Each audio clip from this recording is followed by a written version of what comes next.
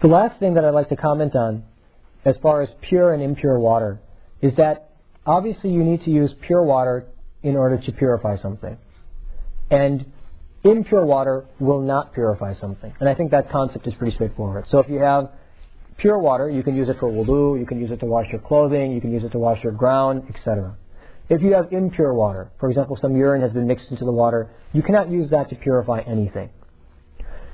That's a general principle within the Sharia. There's one major exception which I want to highlight. There is one type of water which is pure, but does not have the ability to purify. So normally water is both pure and it has the ability to purify. But there is one type of water that is pure, but it does not have the ability to purify. And that is the water that comes off the servant after they make wudu. So after you make wudu, the water that comes off your body is called ma'al-musta'mal, used water. And used water, water which was used to purify something else, purify your body within the Sharia, cannot be used to purify anything else. And so you can think about it this way. You know, wudu is a great blessing, and we'll cover this in detail tomorrow morning. But when you do wudu, you wash away the sins of your hands with each drop of wudu, with each drop of the wudu water. It comes in hadith. When you wash your face, the sins of your eyes fall with that wudu water. When you wash your arms, the sins of your hands fall with that wudu water. When you wash your feet, the sins that you walk towards with your feet, they fall with that wudu water.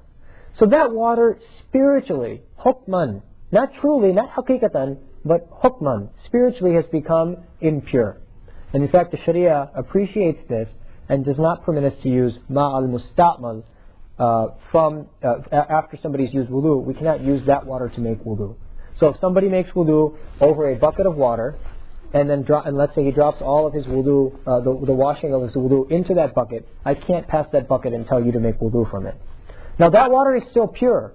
If that water falls on my shirt, for example, I'm making wudu and drips of water fall on my shirt, that does not make my shirt impure. The water itself is pure, but it doesn't have the ability to further purify. In general, pure water purifies, impure water cannot be used to purify, and there is one type of pure water which also cannot be used to purify, and that is ma'al-musta'mal, the used water that comes off the body part of a servant when they clean themselves in the state of wudu or ghusl, etc. So inshallah, let's stop there. Let me remind each and every one of us that these principles that are being highlighted, and I see most of you have notebooks anyway, but these principles that are being highlighted, this is compiled over years. I'm telling you, this has been compiled over years. In fact, the first time I studied Tahara, I looked at it and I said, who's going to waste time on this stuff? Let's just get to the Salah. The Salah is the real issue. And I didn't like this subject at all. I didn't like studying Tahara at all. It was only after the third or the fourth time, and then spending time with people who are so particular about Tahara, that I was shocked and I began to realize the importance of Tahara. In fact, now Tahara is my favorite subject. Out of all the different books of fiqh, I find Tahara the most interesting because it teaches so many principles of the deen in and of itself. And actually, because when I began to be careful about my Tahara, that was when everything else slowly began to fall into place. So Tahara is essential. Tahara is essential. Take these matters seriously. Now what I'm presenting before you, this is knowledge from the various ulama in Chicago, and then when I went to Syria, and then when I went to Pakistan, and then some of the ulama in South Africa. And so this is all compiled. Everything has been cut and it's shining. It's like a jewel. So now all you have to do is take it. My teachers used to yell at us.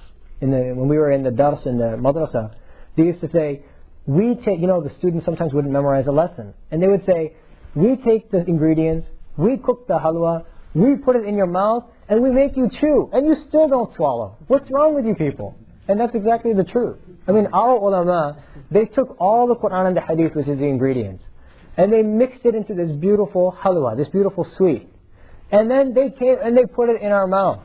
And then they made us chew by constantly repeating and inculcating these teachings, and the only thing is we keep coughing it up. We don't swallow it. So swallow it. Swallow it. You'll find a beautiful taste from it. So this is what is essential to our development, and you should keep this in mind. So keep a notebook, take careful notes, ask questions. The way you learn is by asking questions. Think about this, reflect on these issues, and then go, after you review